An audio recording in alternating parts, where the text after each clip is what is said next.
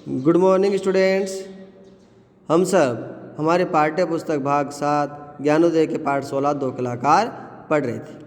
अब तक हमने इसे पढ़ा किस प्रकार चूड़ामणि और मार्तंड दोनों ही अपने अपने कार्य में व्यस्त थे। एक कवि था अर्थात चूड़ामणि और मार्तंड एक चित्रकार थे। दोनों आपस में एक कमरे के किराए में रहते हैं। दोनों पैसों को लेकर बातचीत कर रहे हैं। पहले चूड़ामणि कहता है कि मैं परमानंद के पास गया परंतु मुझे पैसा नहीं मिला। उसने कहा कि मेरे पास पैसा नहीं है। उसे कहता है बदमाश है, उसने कल ही एक नई कार खरीद दी। तभी मार्तंड कहता है तुम पैसे लेकर नहीं आए? अरे मैं तो सोच रहा था तुम पैसे ले आए हो। अब मार्तंड अपनी घटना सुनाता है जो उसके साथ बीती। जब वह लाला रामनाथ के यहाँ अपनी एक चित्र को बेचने गया परंतु लाला रामनाथ ने उस चित्र के 7 रुपये लगाए। अर्थात मार्तंड कहता है कि जो 50 रुपये का चित्र था उसके 25 भी दे देता तो मैं ले लेता, परंतु 7 रुपये लगाए। इस अपमान से मार्तंड बड़ा गुस्से होते हैं और उन्हें कह देते हैं क्या तुम्हारे बाप ने भी कभी ऐसी तस्वीर खरीदी? अर्थात तुम तस्वीर के बारे में कुछ नहीं जानते हो।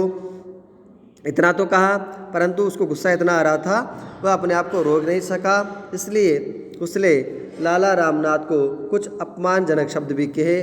पहले कहा तुम चोर हो, उठाए गिरे हो, तुम गिरगिट हो, इस प्रकार की बातें उसको कह देता है। परंतु जोश जोश में ये भूल गया कि जिस लाला रामनाथ को इतनी बातें सुना रहा है वह उसके घर में ही खड़ा हुआ है और उसके 8-10 नौकर भी काम करते हैं। लाला रामनाथ ने अपने नौकरों को आवाज़ दी और कहा मारो, परंतु मार्तंड ने बिना सोचे समझे कि लाला रामनाथ किसके लिए कह रहे हैं, मक्खी के लिए कह रहे हैं, मच्छर या छिपकली के लिए कह रहे हैं, उसकी बात को सुनकर तुरंत जोश में एक घूंसा लाला रामनाथ की नाक पर दे मारता है और जल्दबाजी में वह नौकर जब तक लाला रामनाथ को संभालते हैं एक अपनी जो पेंटिंग है उठाकर वहाँ से भाग आता है।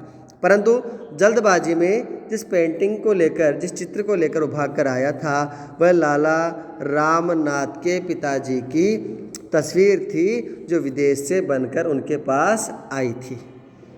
अब वह घर आकर रुकता है और देखता है मैं गलत तस्वीर ले आया। अब वो दोनों ही सोचते हैं। अब चूड़ामणि भी कहता है कि मैं भी परमानंद के सोने की घड़ी लेकर आ गया हूँ। इसलिए दोनों ही पता था कि परमानंद भी आएगा, लाला रामनाथ भी आएंगे उनके पास उनकी वस्तु लेने के लिए। तभी दरवाजे पर आवाज़ आती है चूड़ामणि। अब इससे आगे हम पढ़ेंगे आज की उनके बाद क्या होता है। आवाज़ आती है चूड़ामणि। मार्तंड नहीं है। फिर मुंह फेर कर तस्वीर बनने लग जाता है जबकि दोनों कमरे में हैं। तभी आवाज़ आती है मार्तंड।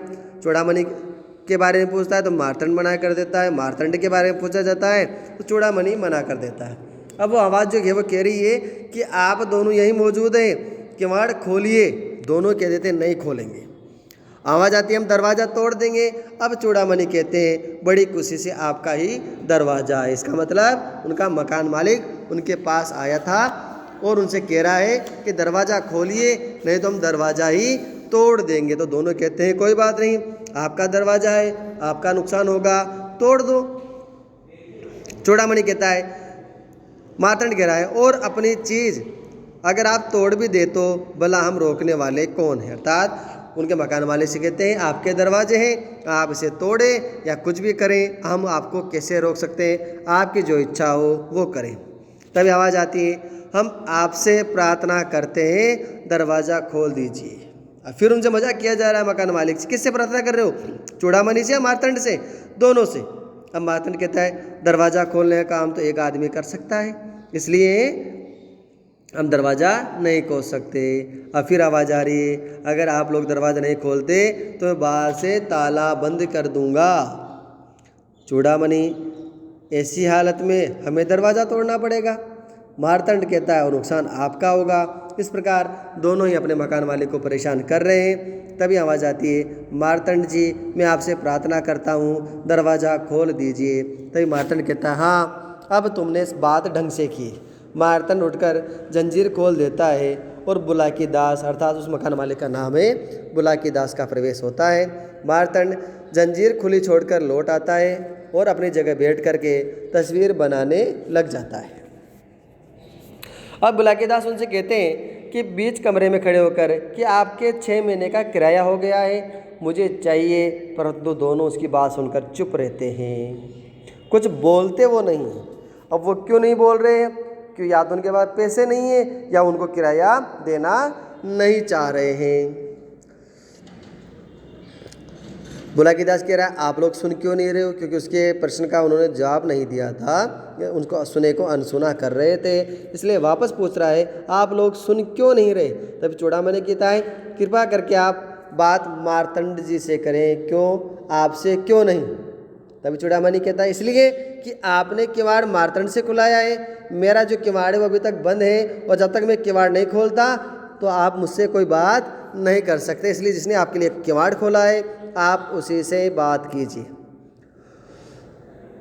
मार्तंड कहता है बुलाकीदास की तरफ मुड़कर लाला बुलाकीदास आपने पहले आवाज़ दी थी चूड़ामणि को, वे यहाँ मौजूद हैं, आप उनसे ही बातचीत करें। अब दोनों परेशान कर रहे हैं। चूड़ामणि कह रहा है मार्तंड से बात करो कि उसने किवाड़ पहले खोला है। मार्तंड कह रहा है बुलाकीदास आप चूड़ामणि से बात करो क्योंकि आपने पहले उसे आवाज़ दी थी।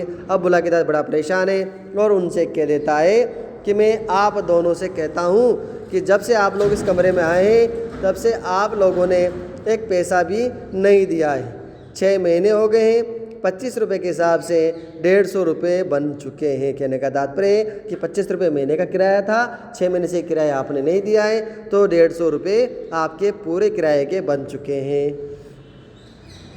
तभी चूड़ामणि लिखना बंद करके बुलाकीदास की ओर घूमता है। बिल्कुल झूठ, आपके नाती के मुंडन के निमंत्रण पत्र पर मंगलाचरण की जो कविता मैंने लिखी थी वह 1 महीने का किराया तो उससे अदा हो गया था, तो मैंने फ्री में नहीं लिखी है, उसका पैसा भी चाहिए मुझे, तो उसका पैसा बनता है 25 रुपये, तो 1 महीने का किराया आपके पास आ गया। अब चूड़ामणि फिर से लिखना शुरू कर देता है। बुलाकीदास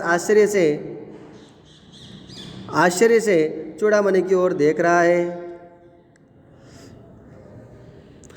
मार्तंड तेजी से घूमकर और आपको पूजा करने के लिए जो राधा कृष्ण की जो तस्वीर मैंने बनाकर दी थी, दूसरे महीने का किराया उससे अदा कर लीजिए, क्योंकि दूसरे महीने का किराया जो मैं तस्वीर बनाई थी वो फ्री में नहीं थी, वो आप उससे किराया भर लीजिएगा, 25 रुपये उसके हो गए। अब चूड़ामणि कह रहा है आपके छोटे लड़के के विवाह पर मैंने जो कमी सम्मेलन करवाया था ना, तीसरे महीने का किराया वह अदा हुआ, अर्थात 3 महीने का किराया बेटे बेटे उन्होंने चुका दिया। तो भी मार्तंड कहता है जन्माष्टमी में आपके मंदिर की झांकी मैंने सजवाई थी, 4थे महीने का किराया वह अदा हो चुका है। बुलाकीदास आश्चर्य से दोनों की ओर देखता है, फिर कुछ देर चुप हो जाता है। बुलाकीदास अजी वाह, इतने जरा जरा से काम के रुपए, अरे वाह इतने छोटे छोटे काम के रुपए, वे तो आपने अपनेपन में किया था, अर्थात आप मेरे मिलने वाले थे इसलिए आपने अपनेपन में अपने व्यवहार के अंदर वो कार्य किया था, उस बात का पैसा क्यों दूं मैं आपको, ऐसा वो बुलाकीदास कहना चाहता था। परंतु मार्तंड और चूड़ामणि बड़े चालाक थे, उन्होंने उस वक्त तो पैसा मांगे नहीं, पर जब किराया ज़्यादा चढ़ जाता है, बुलाकीदास उन्हें परेशान करता है, तो वो भी अब उस बातों को उसको किरायों को उसमें भरवाना चाहते हैं। मार्तंड तस्वीर बनाता हुआ हमने काम तो किया, आप तो बिना काम किए कोई काम भी नहीं किया और 6 महीने का किराया भी आप हमसे मांग रहे हो, ये तो गलत बात है।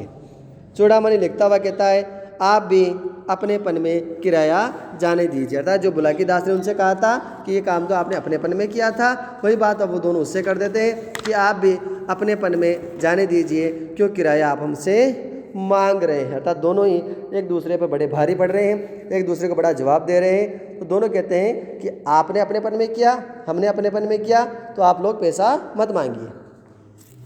अब बुलाकीदास कहता आप लोग अजीब तरह के आदमी हैं यार। अच्छा 4 महीने का किराया कोई बात नहीं, 4 महीने का किराया मैंने भर लिया, अब जो 2 महीने का किराया बचा हुआ है वो तो आप दे दो या इस मकान को खाली कर दो, मैं इसे किराएदार रखूँगा ही नहीं आप जैसे। उसका कहने का मतलब ये था। अब चूड़ामणि कहता है फिर देखो चालाकी करते हैं, संसार का एक महान कवि आपके इस चिड़िया खाने अर्थात छोटे से जिसमें घर में केवल चिड़िया रह सकती है ऐसे मकान में रह रहा है, तो 5वें महीने का किराया आपको मैं एहसान कर रहा हूँ उसको भर लीजिए कि मैंने आपको एहसान किया है आपके घर में रह करके। अब मार्तंड कहता है संसार का सर्वश्रेष्ठ चित्रकार आपके इस जानवरों में रहने के जो काबिल मकान है उस मकान में रह रहा है, 6ठे महीने का किराया अदा हुआ।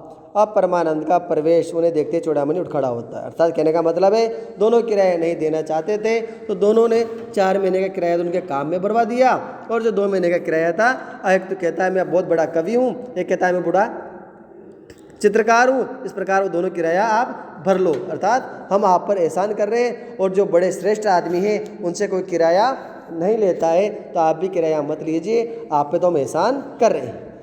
वे तीनों बातें कर रहे होते हैं, इसी वक्त परमानंद का प्रवेश हो जाता है। उन्हें देखते ही चूड़ामणि उठ खड़ा हुआ। वही परमानंद जो एक प्रकाशक थे और चूड़ामणि उनके पास पैसे मांगने को जाता है, वो पैसा उसे देते नहीं है, परंतु चूड़ामणि जल्दबाजी में उनकी सोने की घड़ी ले आता है और कहता है कि अगर 2 घंटे में मेरा पैसा वापस नहीं आया तो मैं आपकी ये सोने की घड़ी बेच दूंगा। क्योंकि परमानंद डर गया होगा और वह तुरंत चूड़ामणि के घर पे आ जाता है उसके पैसे लेकर या नहीं लेकर, ये हम हमारे अगली कक्षा में पढ़ेंगे। धन्यवाद।